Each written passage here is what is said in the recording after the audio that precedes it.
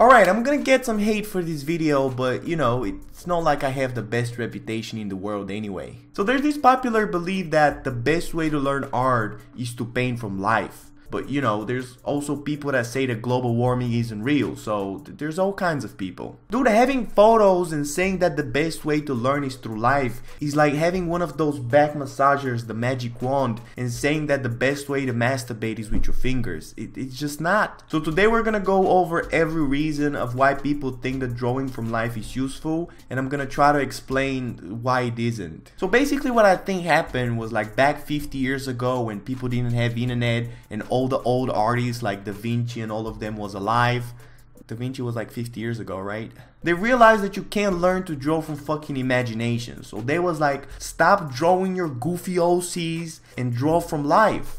Which was actually true at the time. But you think if nowadays Da Vinci had a Pinterest, he'd be going around and opening up corpses and stalking people and drawing them from the back like a little creep? No. He'd be home jerking off like a normal person. And because he drew the Instagram model at the time, Mona Lisa, everybody was like, well, obviously we have to follow what he says. And now all of the teachers from your art school who are fucking 80 years old and always sipping on a coffee and never fucking drawing, by the way, are like, well, Da Vinci drew Mona Lisa from life, so you have to draw from life as well. Forget about that iPad. Yeah, you're only protecting Da Vinci because you knew each other when you was kids.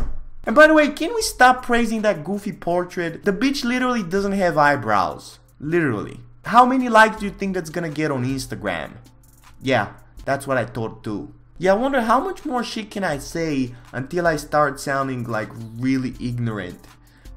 I think you're already kinda there, Angel. Okay, let's start out with the point that when drawing from life, you turn 3D objects to 2D paper. And that somehow teaches you how to draw better. And because photos are 2D as well, they don't work. Well, first of all, if you couldn't really tell, I don't have the IQ of a scientist. Or even an average person for that matter. So I can't properly explain the science behind this shit, but there's this video on YouTube called The Fourth Dimension explained by a high school student, and that motherfucker definitely can. So he explains how no matter how many dimensions a creature is, he's always limited to seeing things in the dimension below. So because humans are three-dimensional, living in a three-dimensional world, we actually are seeing things 2D. Because if you were truly seeing things in 3D, you'd be able to see the depth of things, like you'd actually be seeing through the thing, like a wall hack. And all this shit that the cinema and movie industry came up with, like watch movies in 3D and 4D and 78D, that's fucking purely a marketing scheme, because the fourth dimension is actually time and you'd be able to travel in it, and just watch the fucking video. I'm not smart enough to explain it. But back to the art shit though, that means that you're seeing both real life and photos in 2D, so it doesn't fucking matter. Oh, but Angel, you actually have two eyes and that helps you see an object from multiple angles at a time. Yeah, because half of a centimeter is really gonna help you draw a better portrait. So if next time your art teacher is like, well, you shouldn't be drawing from photos because they're 2D, just show them the video of a high school kid and be like, you know what?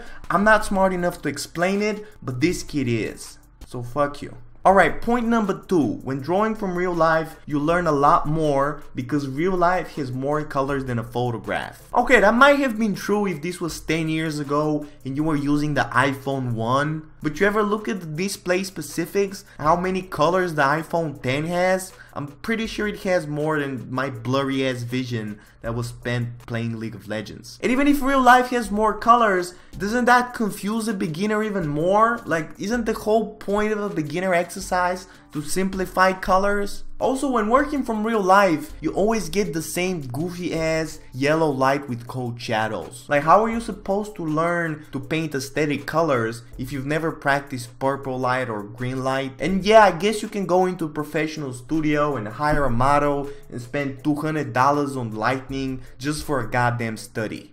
That's gonna be really practical when you can steal everybody's work on Pinterest for free. Point number 3, nature is the greatest artist. And yeah, I kinda agree with that. There's a lot of beautiful waterfalls and life and shit, but everybody has a bad day. You ever look at a blobfish? I mean, even the greatest artists have art blocks sometimes. So why not study from somebody who's captured all of nature's beautiful creations rather than you just walking around and picking up a rock and being like, wow, that rock is so unique. No, it's not. It's exactly like all the other fucking 50 rocks that you just saw. Plus, you can't tell me that you're gonna limit yourself to draw from life and not draw all of the beautiful Instagram models because you're gonna draw your dumbass cousin Sally with the missing tooth because that adds character.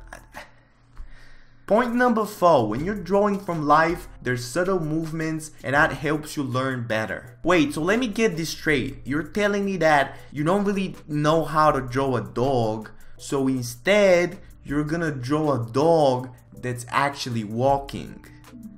That makes a lot of sense. Plus, I can't tell you how much anger I have for all these cunts that keep going at the zoo to draw. Oh, we went to the zoo today and I sketched some monkeys. I think I'm really starting to get their anatomy.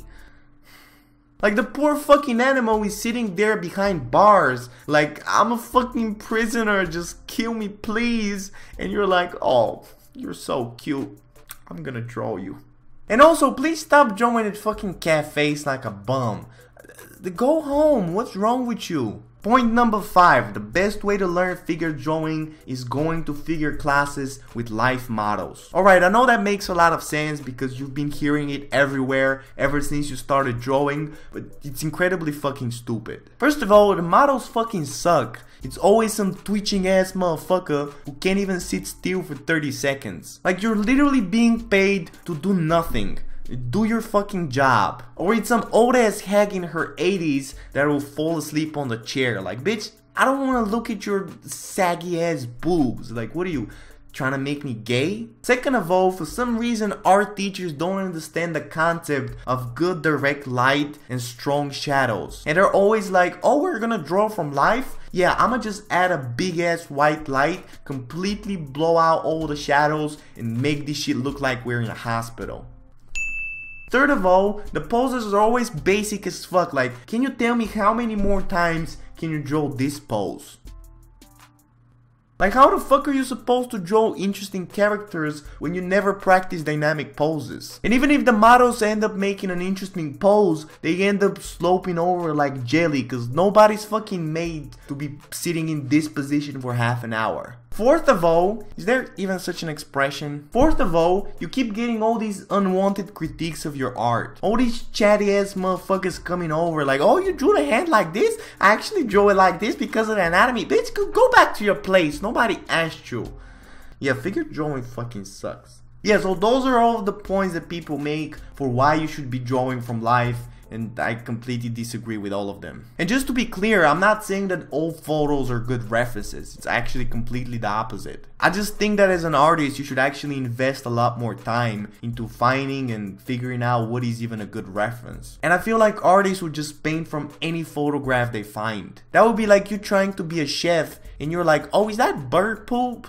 I'm gonna make some cake out of it. So drawing from photos can definitely be dangerous, so these are a couple of things to stay away from. First of all, any sort of distortion. When people are taking photos with their phones, if they're not zoomed in, they're using a very small lens, which allows you to see a lot more from the object, but it leads to distortion. That's where you see some goofy shit like the hand of a person being bigger than their head, and that's because of distortion. I wish I could apply that to some of my other body parts. So make sure that you always find professional photographs and not some Tumblr ass motherfucker who owns a camera and drinks Starbucks. And if you're gonna make the photos yourself, make sure that you're using a 50mm lens because that's gonna be the closest to reality. Or even better, just steal from other people. Another thing you should stay away from is any form of filters or edits. Just because you found some quote-unquote dope shit on Pinterest doesn't mean you have to paint it. Because literally whatever you're painting, that's what you're building in your head library. So if you keep studying color from some shitty filtered photos,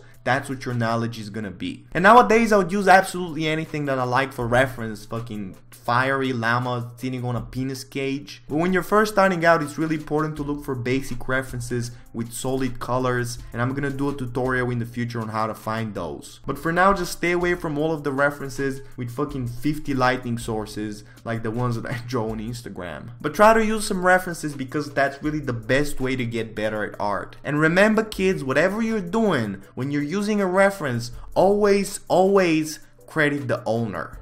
Unless you don't want to, of course. Okay, don't kill me. Bye!